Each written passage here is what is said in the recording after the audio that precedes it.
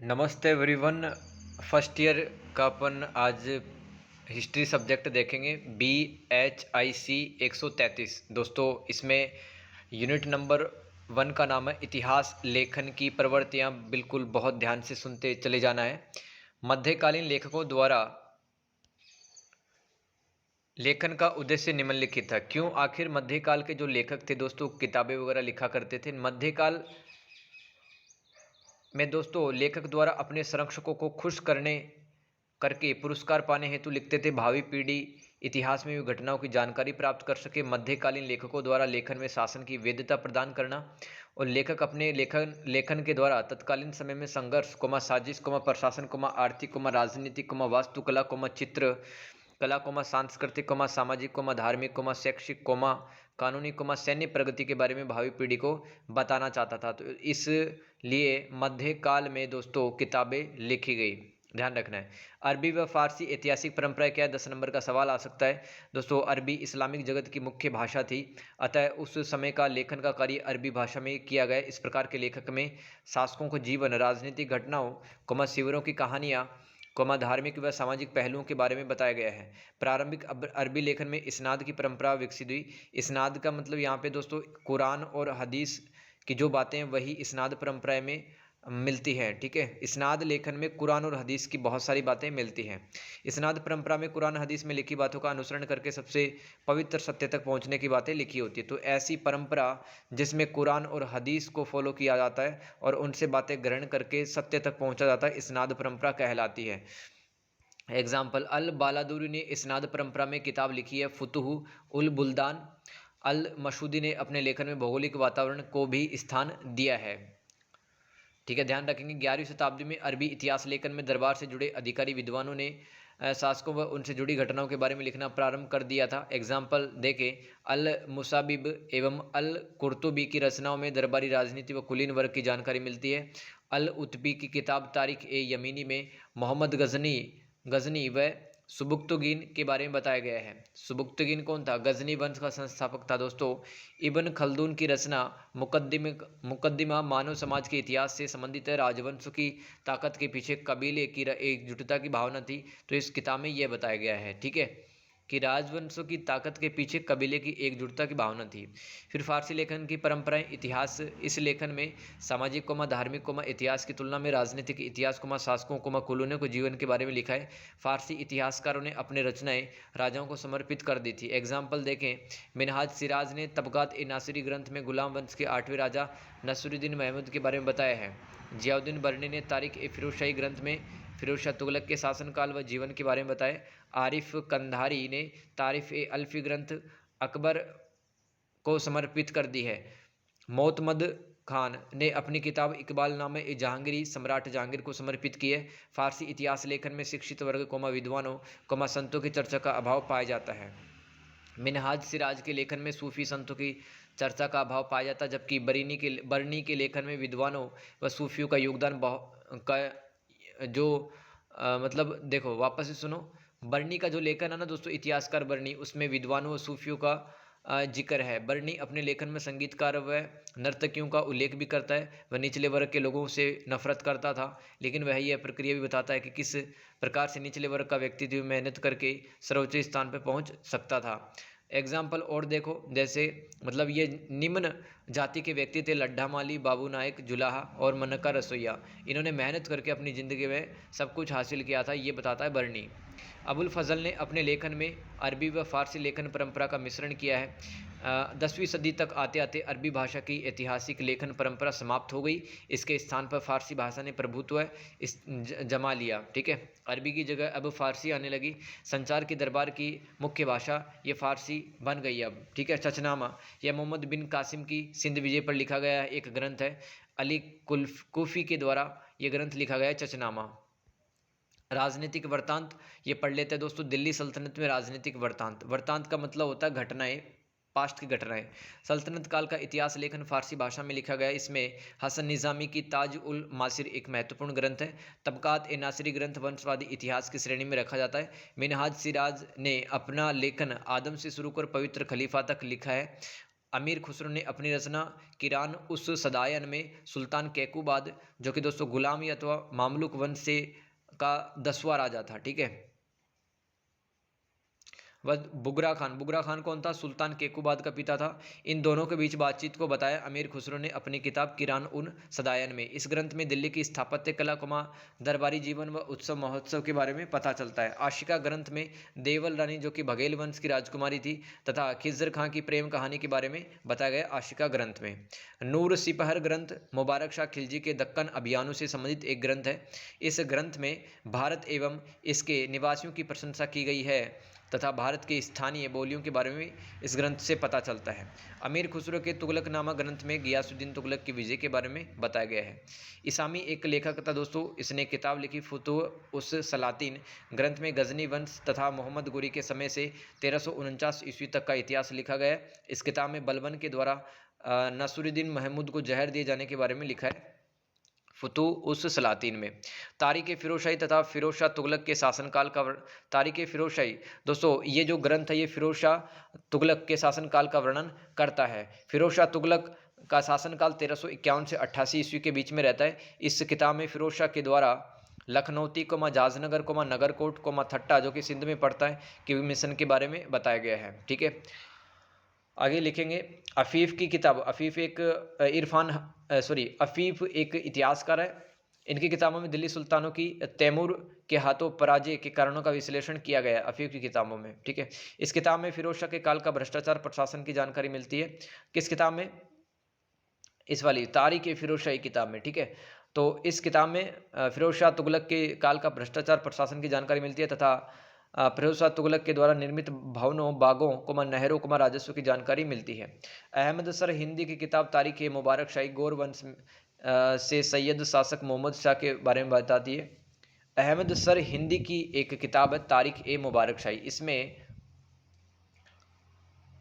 गौर वंश से लेकर मोहम्मद शाह तक दोस्तों इसमें इतिहास मिलता है।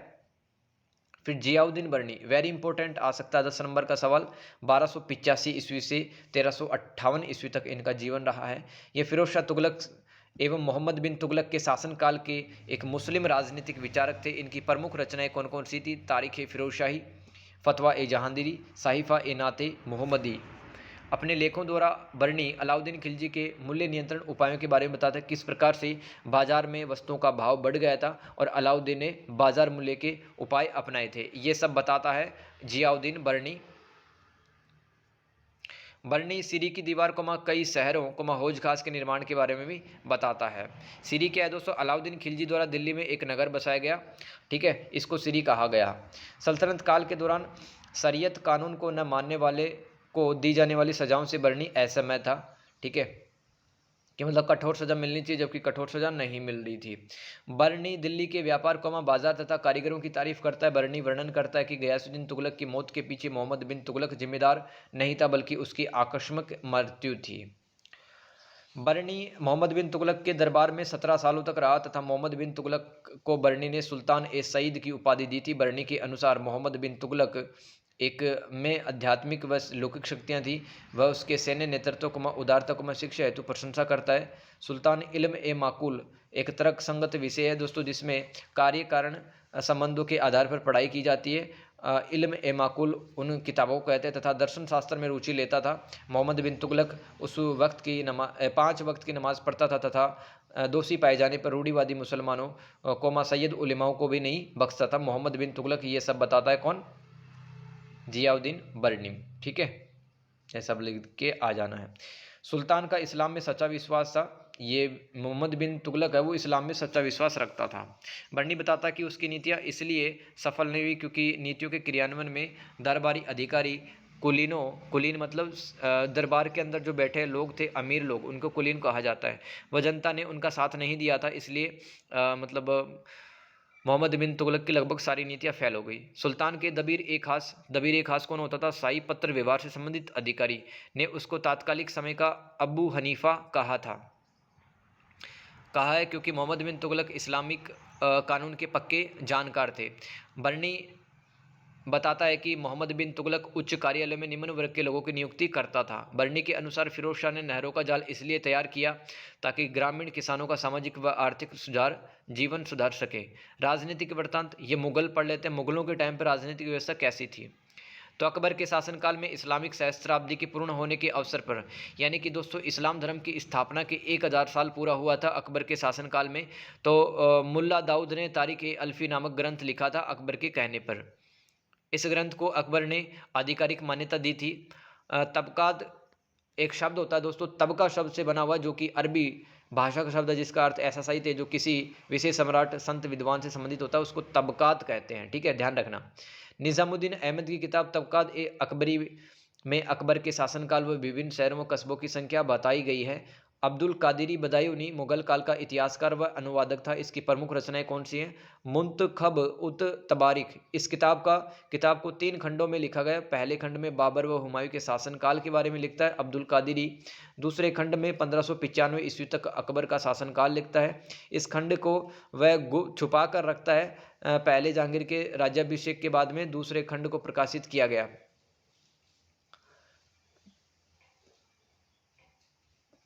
दूसरे खंड में अकबर की धार्मिक नीतियां व धार्मिक विचारों के बारे में बताया गया है।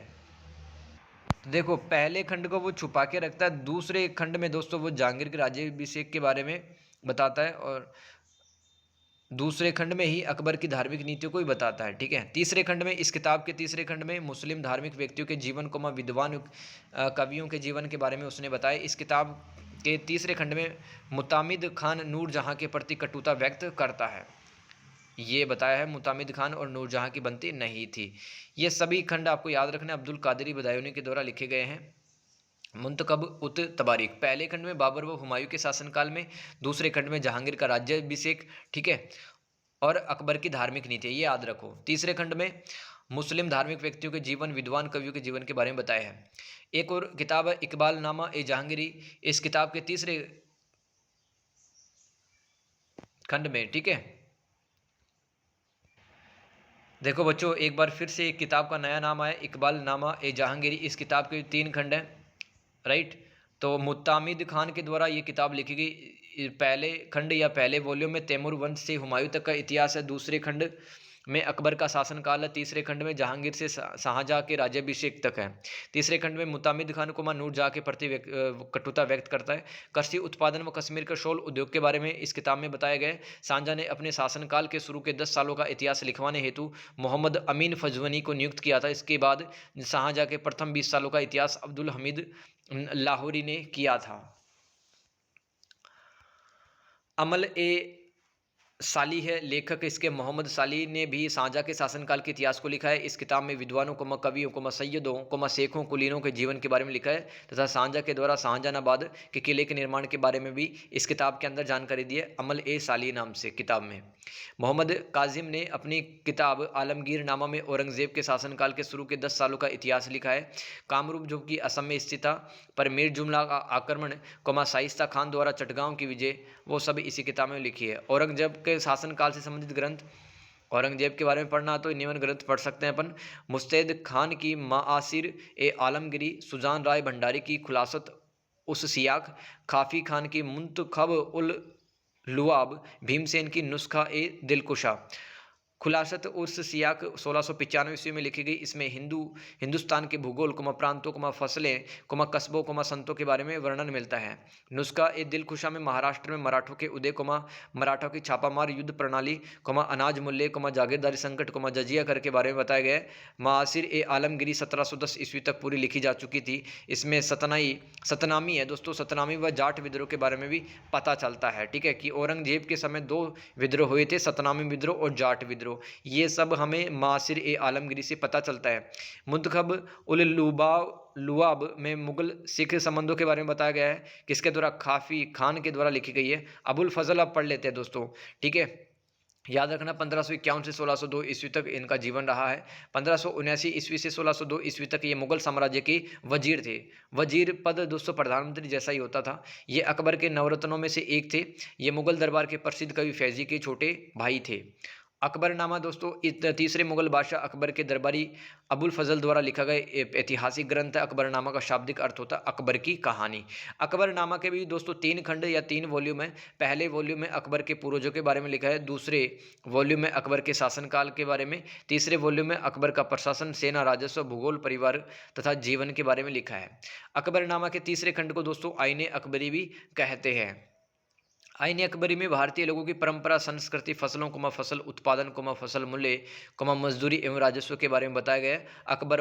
अकबर के कथन चिकित्सा विज्ञान कोमा हिंदू धर्म, दर्शन व सूबों के सांख्यिकी आंकड़े बताए गए हैं इस किताब के अंदर आईने अकबरी। ठीक है, आईने अकबरी दोस्तों तीसरे वॉल्यूम का नाम है, ना कि एक बहुत अलग से एक किताब लिखी गई है। तीसरे वॉल्यूम को ही आईने अकबरी कहते हैं। ठीक है, ध्यान रखिए। सूबे मतलब प्रांत या राज्य। अकबरनामा फारसी भाषा में लिखी गई, लेकिन अरबी इतिहास लेखन के भी कुछ तत्व मिलते हैं। अबुल फजल ने राजतंत्र को ईश्वर से निकले प्रकाश का रूप बताया। कहा, राजा को एक आदर्श सम्राट होना चाहिए जो आध्यात्मिक तथा लौकिक क्षेत्र में रुचि रखता हो। सम्राट को लोगों के भले के लिए काम करना चाहिए, यह अबुल फजल कहता है। अबुल फजल के द्वारा अकबर को सुल्तान ए आदिन की उपाधि मिली थी। ये धार्मिक मामलों में अंतिम की राजस्व गरिमा बढ़ी। ठीक है, देखो अबुल फजल ने धार्मिक मामलों में बताया कि किस प्रकार से अकबर हस्तक्षेप करता था। दिन ए इलाही एक विभाग भी बनाया। ठीक है, ये आपको लिखना है। अबुल फजल ने अकबर के शासनकाल को शांति को समृद्धि को स्थिरता को सुशासन को धार्मिक सहिष्णुता को स्वतंत्रता एक काल के रूप में डिफाइन किया है। तो ये जो पॉइंट है ना, धार्मिक मामलों में अंतिम, इससे अकबर की राजस्व की गरिमा बढ़ी। इस लाइन को आप इस तरह से लिखें कि अकबर ने धार्मिक मामलों में हस्तक्षेप किया और दीन ए इलाही एक विभाग की स्थापना की थी। ठीक है, याद रखें आप, ये अधूरी लाइन है तो इसकी जगह ये लिख लें आप। अबुल फजल के लिखे हुए इतिहास की आलोचना इस आधार पर की जाती है कि उसने अकबर की सिर्फ प्रशंसा की, उपलब्धियों को बताया है तथा उसकी कमजोरी को नज़रअंदाज कर दिया है। अबुल फजल ने निम्न बातों को अपने लेखन में बताया है कि साम्राज्य की भूमि खालिसा भूमि में बदल दी गई, जागीर भूमि को अनुदानों के रूप में दिया गया। खालिसा भूमि दोस्तों सम्राटों के प्रत्यक्ष नियंत्रण में होती थी। ठीक है, और सुल्तान है वो अपने व्यक्तिगत खर्चे खालिसा भूमि पर जो राजस्व उसको मिलता था उससे पूरे किया करता था। जागीर भूमि दोस्तों जागीरें दी जाती थी सैनिकों को वेतन के बदले। ठीक है, संस्मरण क्या है? ऐसी ऐतिहासिक जीवनी जो व्यक्तिगत याददाश्त के आधार पर लिखी जाती है, जैसे कि फुतुहात ए फिरोजशाही, बाबरनामा, हुमायूंनामा, तुजुक ए जहांगीर, ये संस्मरण है। फुतुहात ए फिरोजशाही लिखने का उद्देश्य क्या था? फिरोज शाह के द्वारा लिखा गया। सुल्तान की उपलब्धियां, उदारता, कल्याणकारी व धार्मिक नीतियों को बताना। ठीक है, फुतुहात एवं ए फिरोजशाही में विधर्मी और काफिरों के लिए सजा देने का प्रावधान था। काफिर कौन होते हैं? जो अल्लाह और पैगंबर मोहम्मद जी को नहीं मानते हैं, वो काफिर होते हैं। राइट, तो उनके लिए सजा देने का प्रावधान मिलता है फुतुहात ए फिरोजशाही में। जैसे कि अहमद बिहारी और रुकन और मेहंदी को सजा मिली थी। फिरोज शाह की भवन निर्माण गतिविधियों का तथा निज़ामुद्दीन औलिया के दरगाह के निर्माण कार्यों का वर्णन किया गया है। इस किताब में नहर निर्माण के बारे में वर्णन नहीं मिलता है। सूफी दरगाहों पर स्त्रियों का जाना प्रतिबंधित था। इसमें धार्मिक विचारों का पता चलता है, फिरोज शाह के धार्मिक विचारों का पता चलता है। राजकीय अस्पतालों में उसने मुफ्त भोजन करवाया तथा मुफ्त दवाइयों की व्यवस्था की वितरण की थी। बाबर का संस्मरण तुजुके बाबरी या बाबरनामा कहलाता है। बाबर की आत्मकथा, यह बाबर की आत्मकथा थी। इस किताब को उसने तुर्की भाषा में लिखा था। ठीक है, याद रखें। तो इस किताब के अंदर दोस्तों पानीपत खानवा युद्ध के बारे में उसने बताया है। अकबर के शासनकाल में इसने रहीम ए खानखाना द्वारा फारसी भाषा में इसको अनुवादित करवाया था।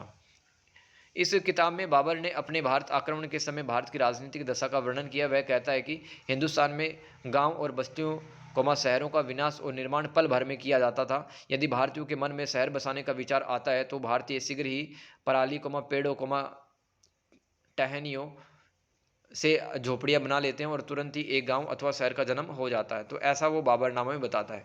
पानीपत का जो पहला युद्ध हुआ था तथा खानवा का जो युद्ध हुआ था।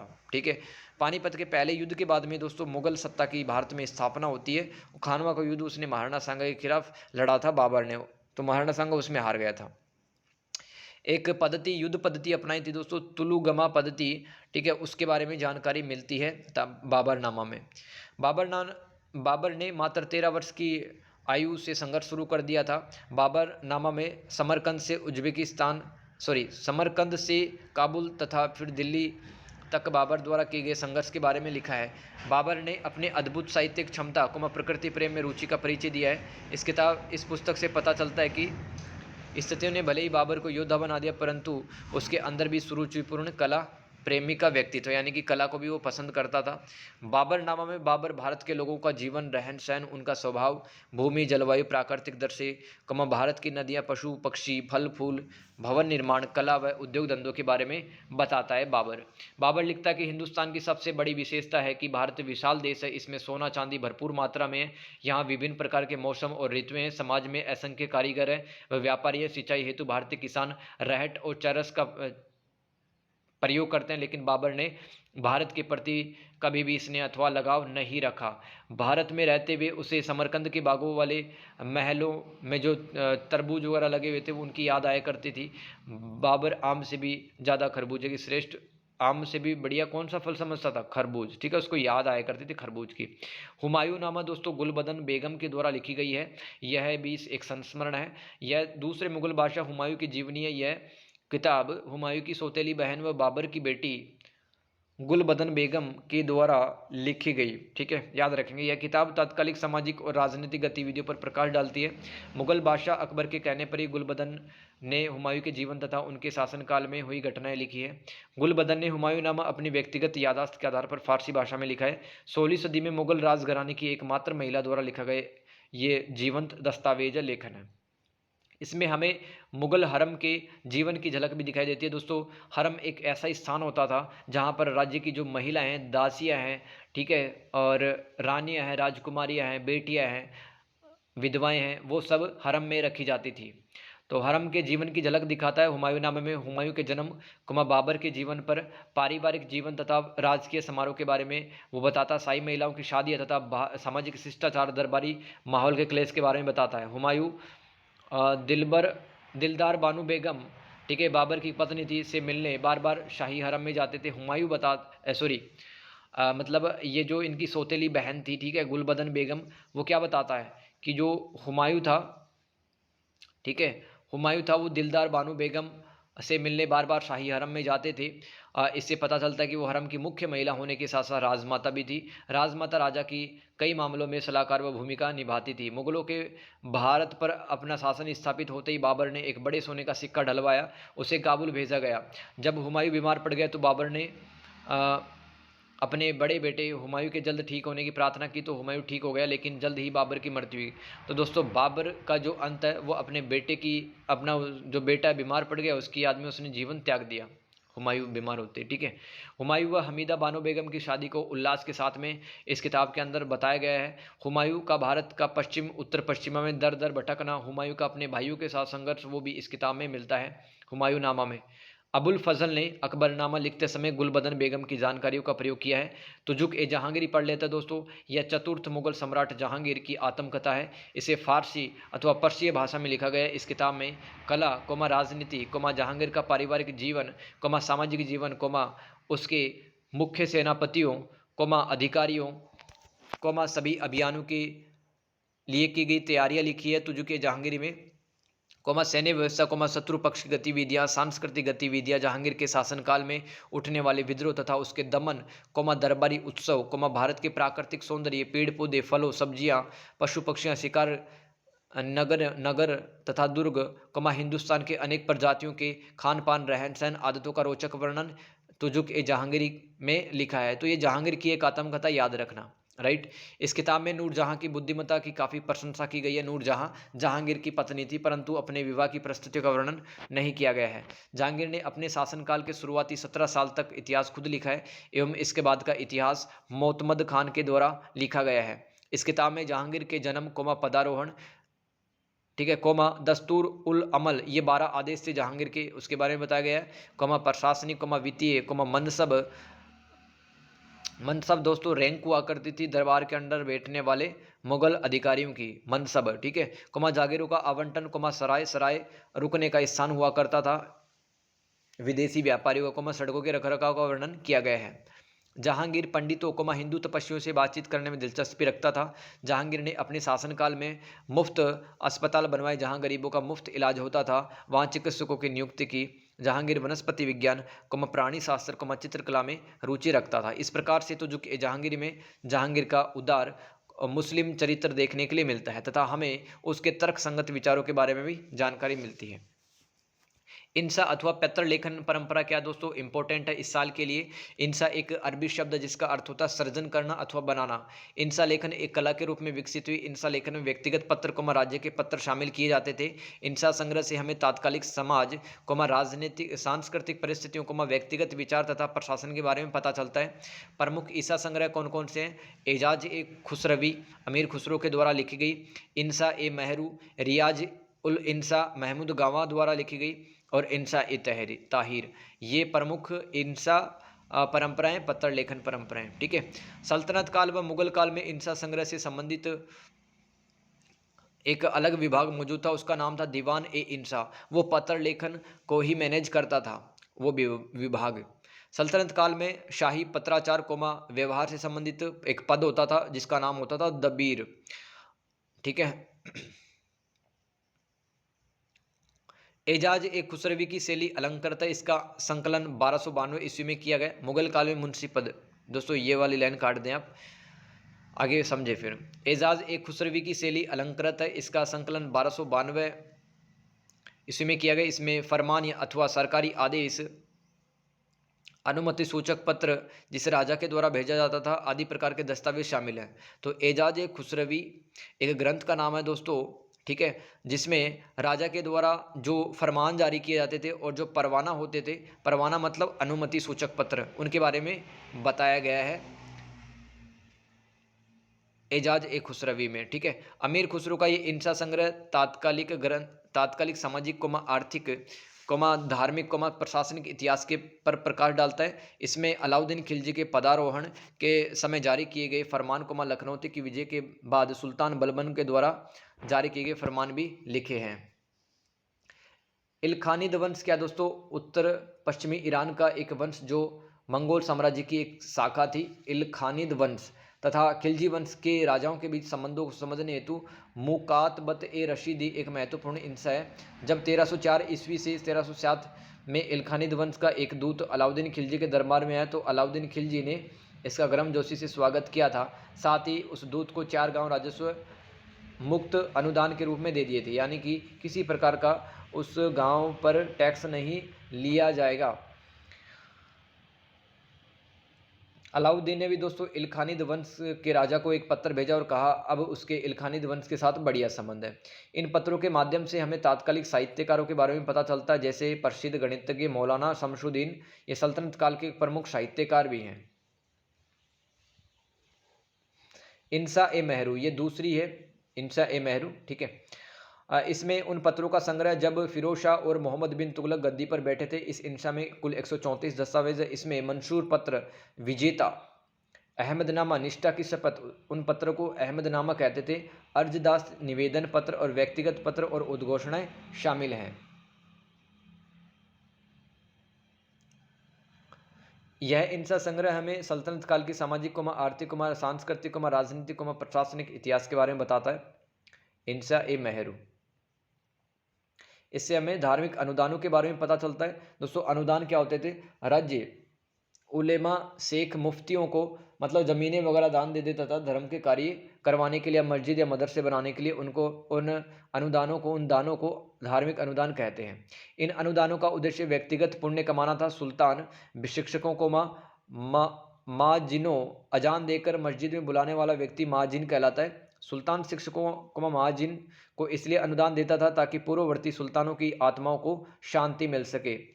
अहमदनामा की अलाउद्दीन खिलजी व मोहम्मद बिन तुगलक के शासनकाल में अनुपस्थिति मिलती है। इंसा ए मेहरू से हमें जजिया कर कोमा खराज कर कोमा चराई कर कोमा ग्रह कर जकात कर के बारे में पता चलता है। इन पत्रों से हमें पता चलता है कि फिरोज शाह ने अपने व्यक्तिगत जीवन में कौन कौन से कठोर कदम उठाए हैं। इसके अलावा सल्तनत काल के जमींदार वर्ग जो कि खोत चौधरी मुकद्दम की संरचना के बारे में पता चलता है। दोस्तों अहमदनामा एक ग्रंथ है, उसमें दोस्तों अलाउद्दीन खिलजी और मोहम्मद बिन तुगलक के शासनकाल के बारे में नहीं बताया। ठीक है। याद रखे तो बहुत अच्छी बात है, नहीं रखे तो कोई दिक्कत नहीं है। ठीक है। आगे पढ़ते हैं। इसके अलावा सल्तनत काल के जमींदार वर्ग खोत चौधरी मुकद्दम की संरचना के बारे में भी पता चलता है। ये खोत चौधरी मुकद्दम में गाँव से राजस्व वसूल किया करते थे। मुगल काल के प्रमुख इंशा पत्थर जो हमें तात्कालिक समाज के सामाजिक आर्थिक सांस्कृतिक परिवेश के बारे में बताते हैं, जैसे कि बदाई उल इंसा, निगारनामा ए मुंशी, राजस्थान के अबुल फजल मोहनोत नैन्सी भी कहलाते हैं। और भी दोस्तों देखें आप इंसा पत्र, मुक्तबात ए अल्लामी, रुकात ए अबुल फजल, ये तीसरे और चौथा नंबर का जो इंसा पत्र है ये दोस्तों अबुल फजल के द्वारा लिखे गए। तलाइफ ए फैजी भी है, फैजी इनके भाई का नाम था, अबुल फैजी का। इंसा ए हर करण जहांगीर के शासनकाल में लिखा गया। औरंगजेब से संबंधित भी इंसा पत्र है।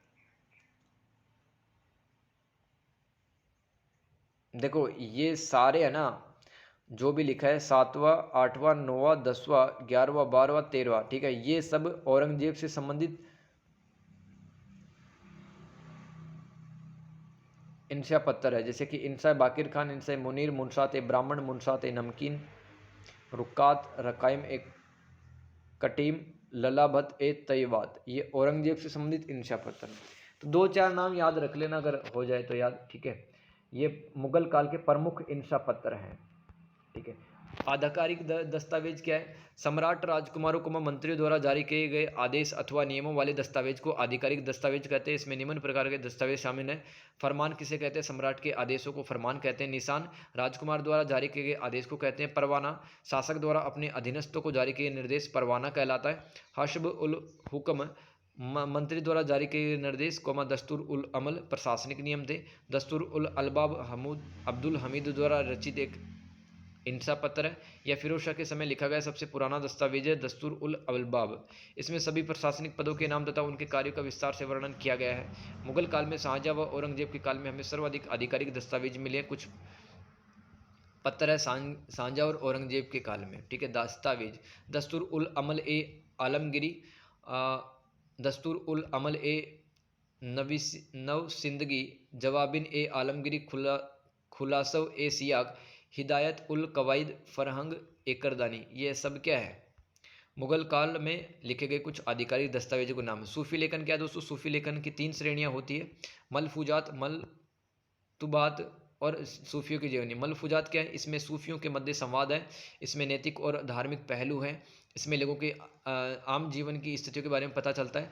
जैसे कि एक महत्वपूर्ण मलफूजात है फुआद अल फुआद, ठीक है। इसमें शेख निज़ामुद्दीन औलिया का अपने अनुयायी व अन्य फ़कीरों के साथ संवाद की जानकारी मिलती है। मलतुबात क्या है? ये सूफी शिक्षकों के पत्राचार हैं जिनके माध्यम से वे अपने शिष्यों से दूर रहकर भी उनको प्रशिक्षित किया करते थे। इन पत्रों में शिक्षक अपने शिष्यों की समस्याओं को दूर करने का प्रयास करते थे। अब्दुल गंगोही, शेख अहमद सरहिंदी, शाही वली उल्लाह, ख्वाजा मासूम के मकतूबात प्रमुख है। सूफियों की जीवनियाँ पढ़ लेते हैं। इसमें सूफी संतों के जीवनी, घटनाओं, चमत्कारों के बारे में पता चलता है। जैसे कि शेख फरीदुद्दीन गज सकर, बाबा फरीद भी इनको कहते हैं, के बारे में जानकारी मिलती है, ठीक है। कौन सा ग्रंथ? जवाहिर ए फरीदी, ठीक है, एक ग्रंथ है, उसमें बाबा फरीद के बारे में जानकारी मिलती है। सूफी संत थे, ठीक है, याद रखेंगे। मकतूबात, मलफूजात और सूफियों की जीवनी। अब दोस्तों आगे चलते हैं। विदेशी यात्रियों के वृत्तांत। मध्यकाल के शुरुआती घटनाओं के बारे में अरबी यात्रियों ने सर्वप्रथम लिखना शुरू किया।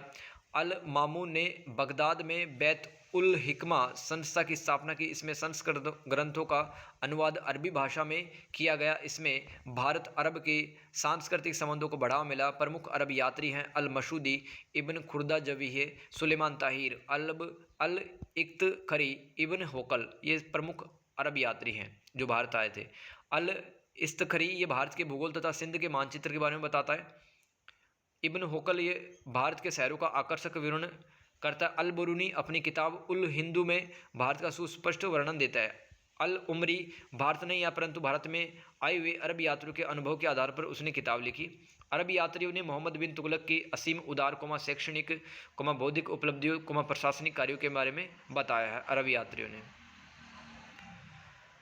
अल उमरी लिखता है कि मोहम्मद बिन तुगलक के बारे में सुल्तान ने इतने परोपकार व उदार किए कि दुनिया के इतिहास में सुल्तान का नाम सोने के अक्षरों में लिखा जाएगा। ये अल उमरी लिखता है मोहम्मद बिन तुगलक के बारे में कि बहुत ज़्यादा परोपकारी था।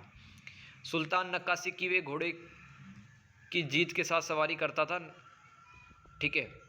और देखो घोड़े पर जो एक कपड़ा पहनाते हैं ना, वो नक्काशी किए हुए कपड़े पर ही सुल्तान बैठा करता था, मोहम्मद बिन तुगलक। इन वृत्तांतों से हमारी सल्तनत काल की समझ बेहतर बनती है। इब्न बतूता मोरक्को का यात्री था, इसके बारे में सुन लो थोड़ा। इब्न बतूता इसने रहला ग्रंथ लिखा है और मोरक्को का यात्री था। मोहम्मद बिन तुगलक के काल में ये 7 साल तक काजी के पद पर रहा। काजी एक मतलब धार्मिक न्यायाधीश होता था, ठीक है। इसने रहला ग्रंथ में न्यायिक, राजनीतिक, सैन्य संस्थाओं, कृषि उत्पादों, व्यापार, नापतोल की पद्धतियाँ, सीमा शुल्क व लोगों के आचार विचार के व्यवहार के बारे में बताया इब्न बतूता ने रहला ग्रंथ में। मुगल काल के प्रमुख यूरोपीय यात्री कौन कौन से थे? Father Monserrate, Pelsaert, sir Thomas Roe, Bernier, Tavernier, Manucci. ये फादर मॉन्सरेट कौन था? ये जेसुइट मिशन के साथ बादशाह अकबर के दरबार में 1580 ईस्वी में आया था। जेसुइट मिशन क्या है दोस्तों? ईसाई मिशनरी का एक नाम है, ठीक है, जो कि भारत में ईसाई धर्म का प्रचार प्रसार करने आया था। फादर मॉन्सरेट यह मुराद का एक शिक्षक भी था। मुराद इसके बेटे का नाम था अकबर का। इसने अकबर के अभियानों, धार्मिक चर्चाओं के बारे में बताया। फ्रांसिस्को पेल्सर्ट एंटेवर्थ इसका पूरा नाम था। यह बेल्जियम का निवासी था। 1618 से 1627 तक भारत में आगरा में रहा। इसका ग्रंथ था रेमांस त्रांसी में डच वाणिज्य गतिविधियों, हिंदुस्तान की सामाजिक व आर्थिक स्थिति का इसने वर्णन किया है। उसने कहा कि बयाना जो कि राजस्थान में पड़ता है, सरखेजी अहमदाबाद में, मेवात जो कि हरियाणा के अंदर है, में नील उत्पादन बहुत मात्रा में किया जाता था। कौन बताता है? फ्रांसिस्को पेल्सर्ट एंटेवर्थ, ठीक है, ये यात्री बताता है, ठीक है, कि नील का उत्पादन इन क्षेत्रों में बहुत ज़्यादा किया जाता था। फिर तीसरा विदेशी यात्री पढ़े सर टॉमस रो। यह एसेक्स जो कि ग्रेट ब्रिटेन का एक क्षेत्र है का निवासी था। वह 1615 ईस्वी में जहांगीर के दरबार में आया था। राजनीतिक व्यवस्था के बारे में बताता है। आसफ खान शाहजहां, जहांगीर के चरित्र को समझने में हेल्प मिलती है सर टॉमस रो की किताब से। जहांगीर के काल में होने वाले उत्सव समारोह की जानकारी भी देता है अपनी किताब में, ठीक है। टेवर्नियर ये एक हीरा व्यापारी था जिसने 1640 से 1667 तक भारत की 6 यात्राएं की। यह यात्री भारत के वाणिज्य गतिविधियों के बारे में बताता है। भारत की गोलकुंडा की हीरे के खाने, बहुमूल्य पत्थर, मोतियों की जानकारी इसके यात्रा वृत्तांत से हमें प्राप्त होती है। फिर बर्नियर के बारे में पढ़ते हैं। यह एक फ्रांसीसी यात्री था, औरंगजेब के कार्यकाल में आया था। इसने 12 वर्षों तक चिकित्सक का काम किया था। इसने अपनी रचनाओं में उत्तराधिकारियों से के बीच संघर्ष, दिल्ली की सड़कों पर परेड, औरंगजेब के युद्धों, भारत के शहरों, लोगों के रीति रिवाज, परंपराओं, साम्राज्य की समृद्धि, मुगल कारखानों की कार्य प्रणाली, किसानों की स्थिति, मुगल सूबेदार, जमींदारों के शोषण, शोषित किसान, अन्य राजाओं के क्षेत्रों के बारे में बताता है, ठीक है। बर्नियर मुगल कारखानों में कारीगरों की स्थिति का वर्णन करता है। मुगलों का भूमि पर उनकी उपज पर कंट्रोल था, लेकिन किसानों का भूमि पर स्वामित्व था जब वे भूभाग देते थे, जब उन्हें बेदखल नहीं किया जाता था किसानों को। मानुची क्या बताता है? ये पहले तो समझो, ये इटली में एक क्षेत्र है वेनिस, वहां का यात्री था। यह दाराशिकों की सेना में तोपची था। तोपची मतलब तोप चलाने वाला।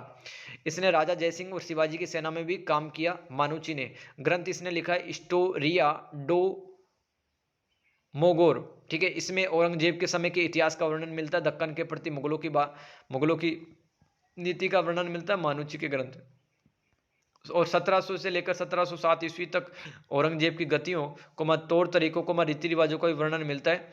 ये क्या बताता है मानुची औरंगजेब के लिए कि वो कान का कच्चा था, अंधविश्वासी था और बातूनी था, लेकिन वह घटनाओं को उत्सुकता से देखा करता था। सॉरी दोस्तों, मानुची के बारे में विद्वान क्या बताते हैं कि वो कान का कच्चा था, यानी कि जो भी बात सुना है मतलब वो लोगों को बता देता था। वो अंधविश्वासी था, बातूनी था, बहुत बात करता था ये मानुची। ओके, क्षेत्रीय ऐतिहासिक परंपराएं देख लेते हैं दोस्तों। जयपुर रिकॉर्ड 17वीं सदी के हैं। इसमें फरमान, निशान, सनद पत्र शामिल हैं। इसमें हमें मुगलों के जयपुर घराने के साथ घनिष्ठ संबंधों के बारे में पता चलता है। अन्य महत्वपूर्ण क्षेत्रीय दस्तावेज अड़सठा आय और व्यय के रिकॉर्ड मिलते हैं। इसमें दस्तूर कोमवार जातियों की पदानुक्रमिक संरचना का समझने वाला दस्तावेज है दस्तूर कोमवार। जोधपुर रिकॉर्ड में भी हमें अनेक प्रकार की बहियां प्राप्त होती है, जैसे कि सनद बही, जकात बही, परवाना बही, हासिल बही, विवाह बहिया। जोधपुर रिकॉर्ड से हमें सामाजिक सांस्कृतिक पहलुओं को राजस्व को समझने में मदद मिलती है मुगलों के टाइम की। याद रखना, क्षेत्रीय ऐतिहासिक परंपरा में जयपुर रिकॉर्ड और जोधपुर रिकॉर्ड इंपॉर्टेंट है। राजस्थान के अबुल फजल कहलाते हैं मोहनोत-नैन्सी। इनके रिकॉर्ड से हमें मारवाड़ क्षेत्र के लोगों के जनसांख्यिकी विवरण, यानी कि कितने महिलाएं कितने पुरुष बच्चे थे, ये वहाँ का जनसांख्यिकी रिकॉर्ड बताता है मोहनोत-नैन्सी। बस्तियों, कुओं, कृषि बंजर भूमि, पशु संबंधित आंकड़े मिलते हैं मोहनोत-नैन्सी किताबों में।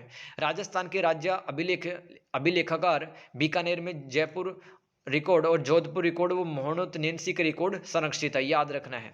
एक और है दोस्तों, पुणे अभिलेखागार में मराठा ईस्ट इंडिया की कंपनी के कैसे संबंध थे, वो पुणे अभिलेखागार में जो दस्तावेज रखे हैं वहाँ से हमें समझ में आता है। यहाँ पे 50 मिलियन से ज़्यादा दस्तावेज हैं। इन दस्तावेजों से हमें पेशवाओं के शासन के सामाजिक, आर्थिक, राजनीतिक, सांस्कृतिक पहलुओं के बारे में पता चल लगता है। इनसे हमें ब्रिटिश नीतियों तथा शिवाजी के शासनकाल के बारे में समझने में मदद मिलती है। इस अभिलेखागार में निजामशाही वंश तथा आदिलशाही वंश के भूमि अभिलेखों का संग्रह हमें मिलता है। यहाँ पेशवा रघुनाथ राव की डायरी भी रखी है। कहाँ पर? पुणे अभिलेखागार में, जिसमें लाहौर पर उसने हमले व विजय के बारे में लिखा है। 18वीं शताब्दी का इतिहास समझने में हमें राजस्थान राज्य अभिलेखागार व पुणे अभिलेखागार मदद करते हैं। मराठा इतिहास को समझने हेतु बखर एक प्रमुख ऐतिहासिक साहित्य है। इसमें कुल 200 बखर हैं, जैसे कि सभासद बखर, अदनापत्र बखर, महाकवि तीची बखर, प्रारंभिक, ये कुछ पहले के बखर थी। ठीक है। सभासद बखर किससे संबंधित है? कृष्ण जी अनंत सभासद द्वारा शिवाजी, जो छत्रपति शिवाजी महाराज से उनके जीवन पर लिखी गई बखर है, 1644 ईस्वी में लिखी थी। रामचंद्र अमात्य ने अदनापत्र बखर लिखी है। इनके द्वारा क्या इसमें लिखा है अदनापत्र बखर में? इसने शिवाजी से संभाजी के मध्य हुए जो शासनकाल थे, ठीक है, उनके बीच में क्या क्या घटना हुई, वो उन्होंने अदनापत्र बखर में लिखी है रामचंद्र जी ने। विजयनगर साम्राज्य के इतिहास को समझने हेतु कृष्णदेव द्वारा रचित अमुक्त माल्यदा महत्वपूर्ण है। इसमें हमें राजतंत्री सिद्धांतों, राजा के कर्तव्य, वो उत्तरदायित्व, प्रशासन, सेना, वन, राजस्व के बारे में पता चलता है। यह कृति तेलुगु भाषा में है। कृष्णदेवराय के शासनकाल को समझने हेतु एक और तेलुगु ग्रंथ है, रायवाचकमु। तो दोस्तों, कृष्णदेवराय जो कि विजयनगर के राजा थे, अगर इनके शासनकाल के बारे में या इनके बारे में, खुद के बारे में जानना हो तो अमुक्त माल्यद व रायवाचकमु पढ़ सकते हैं। असम का ऐतिहासिक इतिहास समझने हेतु दोस्तों बुरंजी साहित्य प्रमुख है। इसे असमिया यानी कि असम की भाषा में लिखा गया। बुरंजी साहित्य से हमें असम के राजाओं, पुजारियों, कुलीनों व उनके समय की घटनाओं, धारणाओं का बारे में पता चलता है। प्रमुख बुरंजी साहित्य कौन कौन से हैं? देवदही असोम बुरंजी, तुग खुनगिया बुरंजी, कछारी बुरंजी, जैनलिया बुरंजी, तुकलाई बुरंजी, त्रिपुरा बुरंजी, पारशा बुरंजी, असम बुरंजी। बुरंजी साहित्य से हमें जैंतिया क्षेत्र है दोस्तों, ये मेघालय का क्षेत्र है जैंतिया, असम, कूच बिहार के क्षेत्र में हुई घटनाओं का हमें पता चलता है बुरंजी साहित्य से। जयध्वज एवं चक्रध्वज के शासनकाल में स्थानीय जनजातियों ने मुगलों का विद्रोह किया था। जयध्वज और चक्रध्वज ये राजाओं के नाम है। ये बुरंजी साहित्य से हमें पता चलता है। कश्मीर का इतिहास जानने हेतु संस्कृत रचनाओं का बड़ा महत्व है, जैसे कि लोक प्रकाश कश्मीर क्षेमेंद्र के द्वारा लिखी गई, कल्हण के द्वारा राजतरंगिणी ने लिखी गई, बहरिस्तान ए शाही, तारीख शाही, ये कश्मीर के इतिहास को जानने के लिए कुछ किताबें लिखी गई हैं। याद रखना है दोस्तों, इन कृतियों से हमें कश्मीर के तात्कालीन, प्रशासनिक, सामाजिक, आर्थिक, राजनीतिक इतिहास के बारे में पता चलता है। दोस्तों, बड़ी मेहनत करने के बाद में हमारा ये जो चैप्टर नंबर 1 है ये कंप्लीट हुआ है। ठीक है, इसमें हमने बुरंजी साहित्य पढ़ा है, इसमें बखर साहित्य पढ़ा है। ठीक है, और इसमें हमने क्षेत्रीय दस्तावेज भी पढ़े हैं, जिसमें जोधपुर रिकॉर्ड, मोहनोत-नैन्सी का रिकॉर्ड और जयपुर रिकॉर्ड के बारे में पढ़ा है। इसके अलावा दोस्तों विदेशी यात्री बर्नियर, टेवर्नियर, ठीक है, टॉमस रो, फ्रांसीसी पेल्सर्ट, इनके बारे में पढ़ा है। ये सब यूरोपीय यात्री थे। इब्न बतूता के बारे में पढ़ लिया। ठीक है, और हमने विदेशी यात्रियों के जो वृत्तांत हैं, ठीक है, वो पढ़ लिए। इसमें अरब की यात्रियों के बारे में हमने चर्चा कर ली, कुछ अल बरूनी, अल इस्तकरी, इब्न होकल। इसके अलावा दोस्तों हमने सूफी लेखन में 3 किताबें पढ़ ली, मलफूजात, मकतूबात, सूफियों की जीवनियाँ। ठीक है, और क्या क्या पढ़ा? आधिकारिक दस्तावेज पढ़ा है, याद रखना। इंसा पत्र हमने पढ़ा है। ठीक है, इंसा पत्र पढ़ा है। ये बहुत सारे इंसा पत्र, ये आपको याद रखना है, राइट। और देखें, और तुजुक जहांगीरी के बारे में हमने समझ लिया है, राइट। हुमायूं नामा के बारे में समझा, हुमायूं नामा जो कि उसकी सौतेली बहन गुलबदन बेगम के द्वारा लिखा गया। बाबर नामा के बारे में पढ़ लिया है, ठीक है। बाबर नामा, बाबर का संस्करण था ये, ऑटोबायोग्राफी। ये कुछ महत्वपूर्ण संस्मरण समझे अपन ने, ठीक है। और हमने दोस्तों अकबरनामा अच्छे से समझ ली है। अबुल फजल जब भी आए तो आप लिख सकते हैं अकबरनामा, उसके द्वारा लिखी गई। इसके अलावा दोस्तों हमने अब्दुल कादिरी बदायूनी के बारे में पढ़ लिया है, ठीक है। ये कुछ राजनीतिक वृत्तांत थे जो कि मुगलों का इतिहास समझने के लिए काम में आते हैं। इसके अलावा जियाउद्दीन बरनी भी याद करना अपने को, ठीक है। अमीर खुसरो ने कौन कौन सी किताबें लिखी हैं वो याद करना है। ये कुछ दिल्ली सल्तनत के राजनीतिक वृत्तांत हैं, ठीक है। चचनामा याद कर लो, राइट। और दोस्तों फारसी लेखन की विशेषताएं याद कर लें, आप कौन सी किताबें हैं वो भी याद कर लें, राइट। अरबी ऐतिहासिक परंपरा याद कर लें, और क्यों किताबें लिखी गई ये मैंने आपको शुरुआत के अंदर समझा दिया था।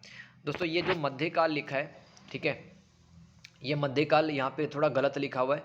आप सल्तनत काल लिखें, 1206 से लेकर 1526 यह सल्तनत काल कहलाता है। और जो मध्यकाल है, मध्यकाल ये भारत में शुरू होता है 1526 से लेकर 1707 ईस्वी तक, ये मध्यकाल कहलाता है, ठीक है। तो इस तरह से BHIC 134 में 133 में यूनिट नंबर 1 कंप्लीट होता है। Thank you so much everyone.